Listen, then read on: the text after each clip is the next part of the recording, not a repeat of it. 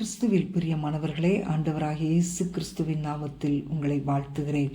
எபிரேயர் 10:35 ஆகையால் மிகுந்த பலனுக்கு ஏதுவான உங்கள் தைரியத்தை விட்டுவிடாதிருங்கள். இன்றைக்கு இந்த உலக வாழ்க்கையில் வெற்றியாய் வாழ்வதற்கு ரொம்ப முக்கியமானது எதுவென்றால், இந்த மனம் தளராமல் இருக்க வேண்டும்.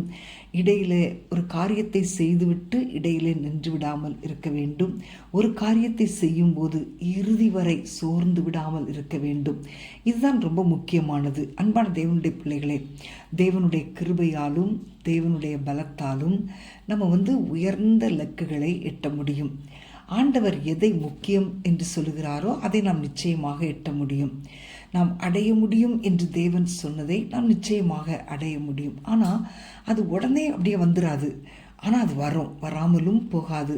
ஏன்னா தேவன் அது முடியும் அப்படின்னு சொல்லியிருக்கிறார். ஆகவே அதை பெற்றுக்கொள்ளும் வரைக்கும் ஓடுவதுதான் அதன் எல்லை. ஒரு குழந்தைக்காக நம்பிக்கையோடு விசுவாசத்தோடு எத்தனை ஆண்டுகள் தான் காத்திருப்பது அப்படின்னு ஆபிரகாம் யோசித்திருந்திருக்கலாம். ஆனால் அது நடந்தது. குழந்தை பிறந்தது. எத்தனை முறைதான் இந்த பார்வோனிடம் போய் விடுதலைக்காக போராட முடியும் என்று ஒருவேளை மோசே சோர்ந்து போயிருக்கலாம். ஆனாலும் மோசே தேவன் சொன்னபடியே சாதித்தான். சில வேளைகளில் சில காரியங்கள் நடப்பதற்கு இனி வாய்ப்பே இல்லை என்று சொல்லக்கூடிய நிலைக்கு வந்த பின்னர் கூட அது நடக்க முடியும். அதற்கு பிறகு கூட நம் வெற்றிக்கான வாய்ப்பை பெற முடியும். பிரியமானவர்களே, தேவனால் தான் வெற்றிகள் வருகிறது என்பது உண்மை. ஆனாலும் உங்களுடைய தளராத விசுவாசம், குன்றாத முயற்சி, குறையாத வேகம் இவைகளுடைய துணையோடு தான் அது நமக்கு சேரும். ஸோ உங்களுடைய தைரியத்தை விட்டுவிடாமல் ஆண்டவருடைய சமூகத்திலே நீங்கள் காத்திருக்கும் போது கர்த்தர் உங்கள் வாழ்க்கையிலே ஜெயத்தை கட்டளையிடுவார். நாம் ஜெபிப்போமா? அன்பின் ஆண்டவரே, துதிக்கிறோம்.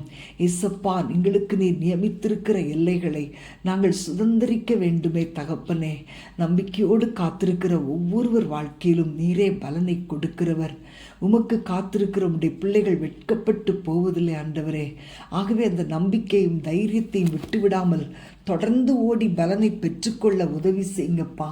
எந்த காரியம் நடப்பதற்கு வாய்ப்பே இல்லை என்று நினைக்கிறார்களோ அந்த காரியத்தில் வெற்றியை பெற முடியும் என்று அறிந்து கொள்ள நீர் உதவி செய்வீராக. இயேசுவின் நாமத்தில் பிதாவே, ஆமேன், ஆமேன்.